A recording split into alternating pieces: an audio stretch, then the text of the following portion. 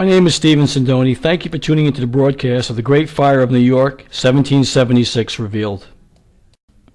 To better understand the events surrounding the Great Fire of New York in 1776, I will set up the timeline. On July 5th, 1775, the Continental Congress adopts the Olive Branch Petition, which expresses hope for reconciliation with Britain, appealing directly to the King for help in achieving this.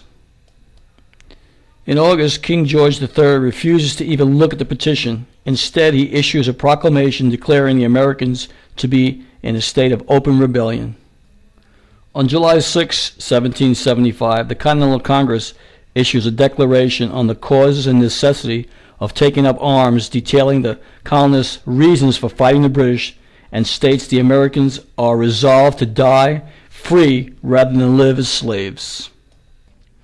On December 23rd, effect on March of 1776.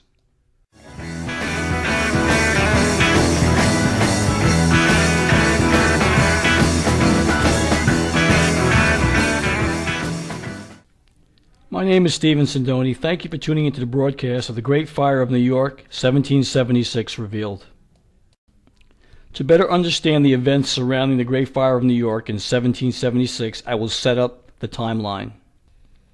On July 5th, 1775, the Continental Congress adopts the Olive Branch Petition, which expresses hope for reconciliation with Britain, appealing directly to the King for help in achieving this. In August, King George III refuses to even look at the petition. Instead, he issues a proclamation declaring the Americans to be in a state of open rebellion. On July 6, 1775, the Continental Congress issues a declaration on the causes and necessity of taking up arms, detailing the colonists' reasons for fighting the British, and states the Americans are resolved to die free rather than live as slaves. On December 23, 1775, King George III issues a royal proclamation closing the American colonies to all commerce and trade, to take effect on March of 1776. On January 9, 1776, Thomas Paine's Common Sense is published in Philadelphia. The 50-page pamphlet is highly critical of King George III. The book attacks allegiance to monarchy in principle while pronouncing strong arguments for American independence. It becomes an instant bestseller in America. We have it in our power to begin the world anew. America shall make a stand not for herself alone, but for the world, Paine states. March 4th to March 17th, 1776, American forces captured Dorchester Heights, which overlooks Boston Harbor. Captured British artillery from Fort Ticonderoga is placed on the heights to enforce the siege against the British in Boston. The British evacuate Boston and set sail for Halifax. George Washington then rushes to New York to set up defenses, anticipating the British plan to invade New York City. April 6, 1776, the Continental Congress declares colonial shipping ports open to all traffic except the British. The Continental Congress has already authorized privateer raids on British ships and also advised disarming all Americans loyal to England. On April 12, 1776, the North Carolina Assembly is the first to empower its delegates in the Continental Congress to vote for independence from Britain. On May 2, 1776, the American revolutionaries get the much-needed foreign support that they had hoped for. King Louis XVI of France commits $1 million in arms and munitions. Spain then also promises support. Then on May 10, 1776, the Continental Congress authorizes each of the 13 colonies to form local provincial governments. On June 28, 1776, in South Carolina, American forces at Fort Moultrie successfully defend Charleston against a British naval attack and inflict heavy damage on the fleet. In June and July of 1776, a massive British war fleet arrives in New York Harbor consisting of 30 battleships with 1,200 cannons, 30,000 soldiers, 10,000 sailors, and 300 supply ships under the command of General William Howe and his brother Admiral Lord Richard Howe. Also in the same period between June to July of 1776, On June 7th, Richard Henry Lee, a Virginia delegate to the Continental Congress, presents a formal resolution calling for America to declare its independence from Britain. On July 4th, 1776, the United States Declaration of Independence is signed in Philadelphia. Then on July 12, 1776, at the request of the British, General George Washington meets with Howe's representatives in New York and listens to vague offers of clemency for the American rebels. Washington politely declines and then leaves.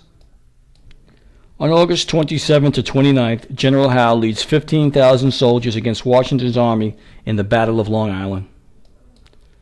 General George Washington is outnumbered 2-1, suffering a severe defeat as his army is outflanked and scatters. The Americans retreat to Brooklyn Heights, facing possible capture by the British or even total surrender. But at night, the Americans cross the East River in small boats and escape to Manhattan, then evacuate New York City and retreat up through Manhattan Island to Harlem Heights. Washington now changes tactics, avoiding large-scale battles with the British by a series of retreats. Then on September 11, 1776, a peace conference is held on Staten Island with British Admiral Lord Richard Howe meeting American representatives, including John Adams and Benjamin Franklin. The peace conference fails as Howe demands the colonists to revoke the Declaration of Independence. Then on September 16, 1776, after evacuating New York City, Washington repulses a British attack during the Battle of Harlem Heights in Upper Manhattan. Several days later, on September 21st, 1776, at a little past midnight, a fire broke out in a little brothel in a wooden building on the wharf called the Fighting Cock's Tavern on Whitehall Street. Strong winds quickly spread the flames among tightly packed homes and businesses. Residents poured into the streets, clutching what possessions they could, and found refuge only on the grassy town commons. The fire raged into the daylight hours and eventually consumed 500 buildings, about one-third of the city. British naval personnel fought the fire with little success. Shortly afterwards, the British interrogated more than 200 suspects, but none of them were convicted and all were released.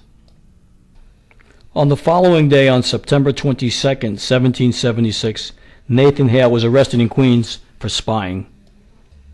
Unsubstantiated rumors have since attempted to link Hale to the fires, though there is nothing indicated he was arrested for anything other than espionage.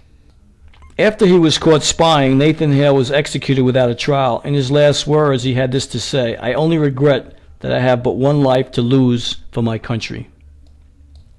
General Howard's report made the charge that the accident was the work of Whig conspirators.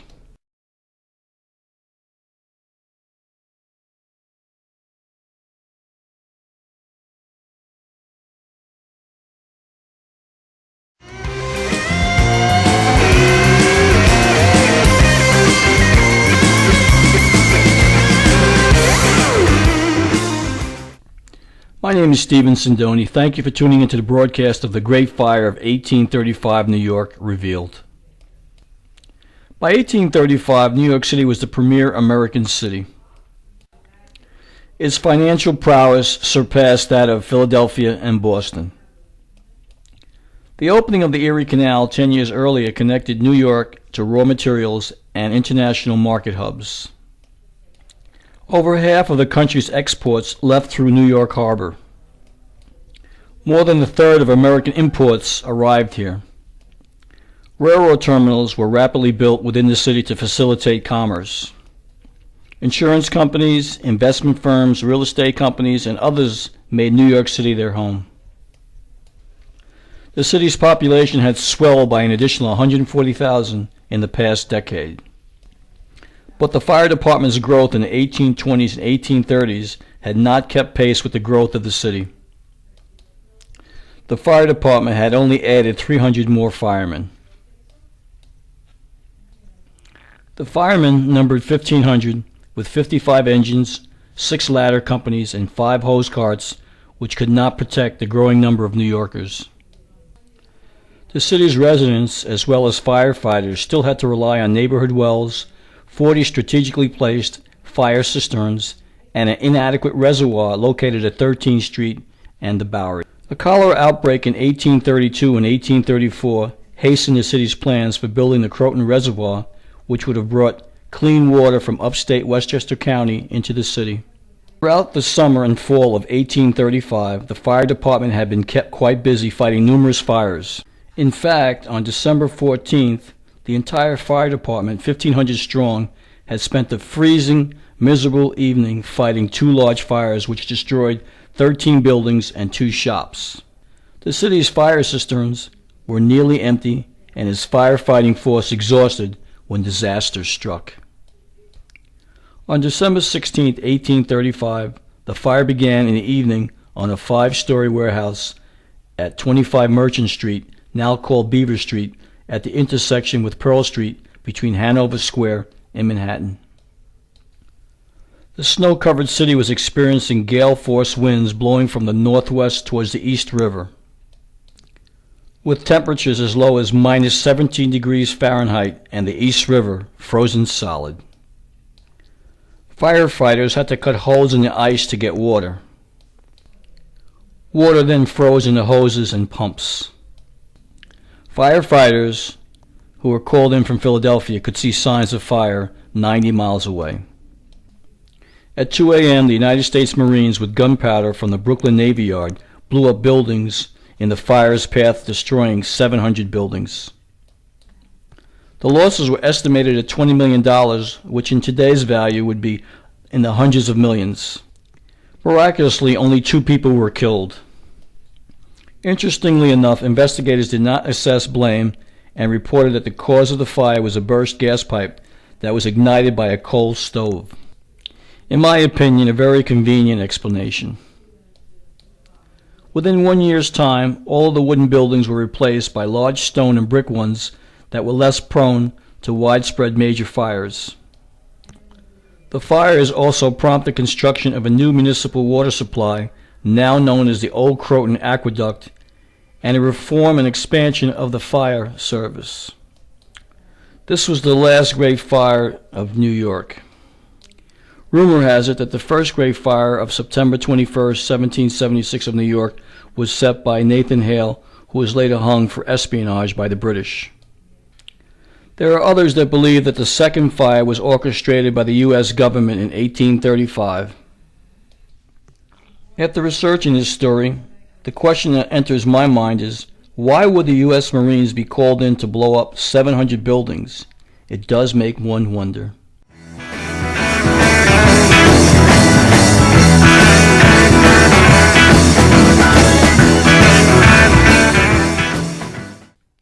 In today's program, I will present compelling evidence that man has been in North America for millions of years. On June 18th of 1866, Dr. William James of Murphys, California, sent a letter to the State Geological Survey of California regarding a recently discovered fossil human skull. Mr. Madison had personally found this skull in his mining shaft at Ball Hill in Angels Camp, California, 130 feet below the surface, beneath a cap of lava. The skull had been embedded in aspharis gold-bearing Tertiary gravels adjacent to a petrified log. This replaced the time of the skull before the commencement of the Pleistocene era and long before the accepted time of man's arrival on the earth, according to evolutionary geology. Mr. Madison had first thought it was the root of a petrified log. Later, after some close examination and probing, he was surprised it was a human skull. Mr. Gabb, a California state paleontologist, asked that the skull be delivered to the State Geological Survey in San Francisco. Dr. Jones complied and the skull was received by the survey on June 29, 1866. A few days later, the prestigious head of the California Geological Survey, J.D. Whitney, who had been out of town at the time of notification, returned to San Francisco and first examined the skull. Mr. Madison, the discoverer of the fossil skull, later related to Whitney how the skull had been found. Madison said he personally dug the skull from gold-bearing gravels in his Bald Hill mine shaft in February of 1866. He took it to John Scribner, a store owner and agent for Wells Fargo in Angels Camp, where Scribner received the skull. It was stony material that he, Scribner, did not recognize what it was. Mr. Scribner's clerk cleaned off the portion of the encrusted material and discovered that the article in question was a human skull. The site of the fossil was visited several times by Whitney, the state geologist, and 3 assistants of Whitney's, as well as several of Whitney's personal friends not connected with the Geological Survey. Whitney's conclusion in his 1880s book, "There is a large body of evidence, the strength of which it is impossible to deny, which seems to prove that man existed in California previous to the cessation of volcanic activity in the Sierra Madre, to the epoch of the greatest extension of the glaciers in that region, and to the erosion of the present river canyons and valleys, at a time when the animals and vegetable creation differed entirely from what they are now, and when the topographical features of the state were extremely unlike those exhibited by the present surface." Another individual who personally examined the Calaveras skull soon after it was discovered was William H. Dahl on January 10, 1899. He reported the following to the Academy of Natural Sciences of Philadelphia: "The evidence has generally been regarded among scientific men as convincing and sufficient, and that no sufficient reason had been adduced for doubting the genuine character of the skull and its original location below the lava." In 1899, Vice President Thomas Wilson of the American Association for the Advancement of Science also defended the skull's genuineness. In this address before the American Association for the Advancement of Science, Wilson quoted from an earlier address at the same meeting by Putnam, who said that man was on the American continent in Quaternary times, and possibly still earlier, seems to be as certain as that he was in the Old World during that same period. In addition to these men, other noted men such as L.G. Yates, E.T. Newton, President of the Geologists Association, and W.O. Ayres were all in agreement with Whitney that the Calaveras skull was not a hoax. If these findings are true, then the Bering Strait theory is a lie, and the 12,000-year-old modern history timeline is also incorrect, which would also shatter Darwinism and all religious practices and beliefs. In closing, I would like to end by saying, the mind is like a parachute. It only works when it is open. And thank you for tuning in to the case of the Calaveras skull.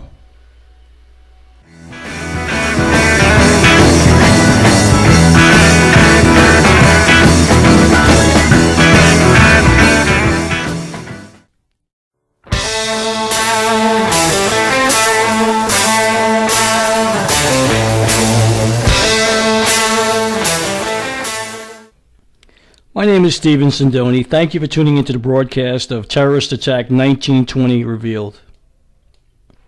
At noon on September 16, 1920, a carriage filled with dynamite exploded at the corner of Wall Street and Broad Street, the heart of America's newly confident financial district.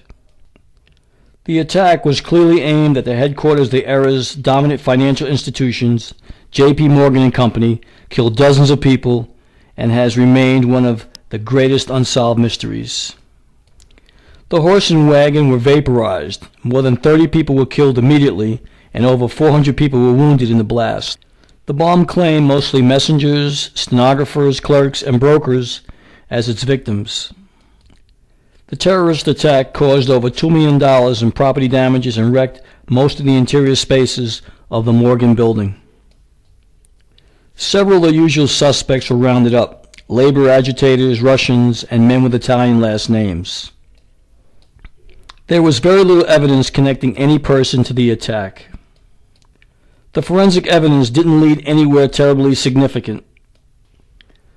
They did trace the horseshoes from the horse to an Italian blacksmith, and they found a few other odds and ends. A flyer left near the bomb site that had been printed with stamps that said, "Free the political prisoners or it will be death to all of you."